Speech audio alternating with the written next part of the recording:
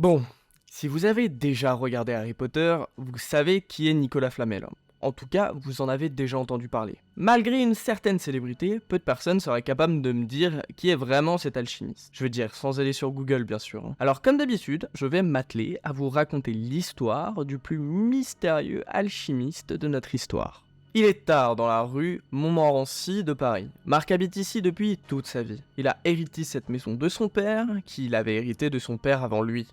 Il s'apprête à se coucher quand il entend du bruit à l'extérieur. Éclairé par une bougie, il voit son voisin rentrer chez lui. La nuit est déjà passée.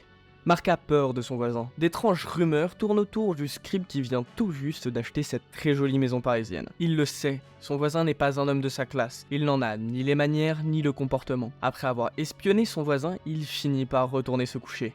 Nicolas, lui, vient de rentrer de son rendez-vous avec l'une des églises pour laquelle il est le bienfaiteur. Il se rend dans sa cave, il allume les bougies afin d'apporter un peu de lumière dans cette pièce lugubre. Au centre, une table, avec un livre assez spécial. Selon la légende, il s'agit du livre des figures hiéroglyphiques. Grâce aux instructions du livre, Nicolas, alors déjà âgé de plus de 60 ans, aurait réussi à fabriquer la pierre philosophale. Si vous n'avez pas regardé Harry Potter, vous êtes peut-être passé à côté de cette pierre. Elle est assez utile. Elle rend immortel son propriétaire pour commencer, mais elle peut aussi transformer le plomb en or. C'est grâce à celle-ci que Nicolas serait passé d'un milieu modeste à la fortune parisienne. Quelle très jolie histoire. Un alchimiste qui devient riche et immortel, qui se sert de sa fortune dans des activités philanthropiques pour financer des églises, des hôpitaux et certaines institutions parisiennes. Mais comme pour toutes les histoires, il y a une part d'ombre. Alors c'est à vous de choisir. Pacte avec le diable, nécromancie, manipulation des esprits ou bien une immortalité corrompue. Beaucoup de mythes et peu de certitudes autour de cette histoire. Enfin, c'est ce que je vous dirais si je voulais vous induire en erreur. Allez, voyons ensemble qui était vraiment l'alchimiste Nicolas Flamel.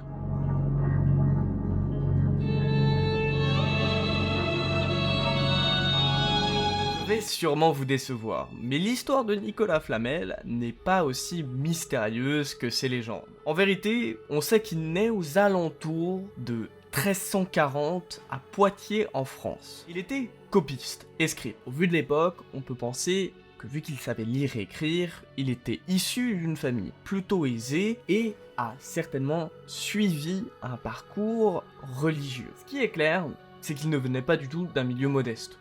Au contraire. Pour même être franc avec vous, lors de son vivant, il n'y avait aucune rumeur sur lui, aucun mythe, aucun mystère. Tout a été inventé après sa mort en 1418. Il a vécu plus de 70 ans, ce qui fait de lui l'une des personnes les plus vieilles à l'époque. Et cela a forcément joué un rôle dans ce qui va suivre. Mais, je le rappelle, avant sa mort, personne n'avait de doute sur sa fortune et sur qui il était. Ce qui était par contre vrai, c'est que c'était effectivement un philanthrope. Il a été le bienfaiteur de nombreuses églises, d'hôpitaux et de certaines institutions parisiennes. On était très loin du pacte avec le diable et de l'alchimie. Mais alors, d'où proviennent ces légendes autour de Nicolas Flamel? Le début des mythes autour de Nicolas est le résultat de plusieurs phénomènes. Tout d'abord, à partir du XVe siècle, la croyance en l'origine alchimiste de certaines fortunes bourgeoises parisiennes voit le jour. Outre Flamel, on peut parler de Nicolas le Valois, Jacques de Coeur ou l'allemand Sigmund Wein. Ensuite, il y a un autre phénomène, un peu plus étrange cette fois-ci, qu'on appelle la pseudépigraphie. Alors qu'est-ce que c'est que cette merde? Eh bah c'est assez simple en fait. C'est quand un texte est associé au mauvais auteur. Et oui, de la diffamation en fait. Donc la légende de Nicolas Flamel est de la pseudépigraphie. Aux alentours de la fin du XVe siècle, on attribue à Nicolas Flamel un livre qui sera plus tard nommé le livre de Flamel. Mais en vérité, ce texte est la traduction française d'un traité latin, le Flos Florum, soit la fleur des fleurs, qui, lui, est attribué à Arnaud de Villeneuve.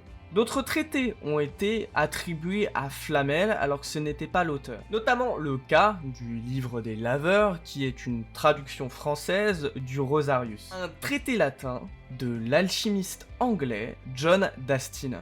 Et oui, en fait, Nicolas Flamel a été victime de diffamation. On lui a simplement attribué des ouvrages qui ne sont pas les siens. Mais j'aimerais conclure par une vision un peu plus positive de cette légende. Nicolas Flamel n'est pas un alchimiste, il ne l'a jamais été. Mais aux yeux des gens, c'est un personnage de fiction, ce n'est plus un personnage historique.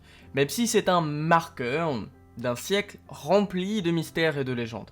Ce qui est bien avec ce personnage, c'est qu'en connaissant la véracité de son origine, en connaissant les origines de sa légende, on peut exploiter ce personnage d'autres manières. Moi, ce que j'aimerais beaucoup voir un jour, ce serait une série adaptée de ces légendes et mythes autour de lui. Cette vidéo est une vidéo de transition. Ça me tenait à cœur d'aborder ce personnage parce que, en vérité, moi, je ne le connaissais pas énormément avant de me pencher sur cette vidéo. Un peu comme tous les sujets que j'aborde sur cette chaîne d'ailleurs. Au moment de la sortie de cette vidéo, je suis en plein déménagement, donc je n'ai pas eu le temps de me pencher sur un gros chapitre. C'est pour ça que cette vidéo est un peu plus courte. Néanmoins, je vise toujours les 1000 abonnés avant la fin de l'année, donc n'hésitez surtout pas à vous abonner. Si cette vidéo vous a plu, comme d'hab, le petit like, le petit commentaire, le petit partage. N'hésitez surtout pas à venir sur Discord, on parle un peu, je suis souvent en live et vous êtes prévenus sur ce Discord, donc n'hésitez pas à rejoindre. Et puis nous on se dit à bientôt dans une prochaine vidéo. Salut tout le monde.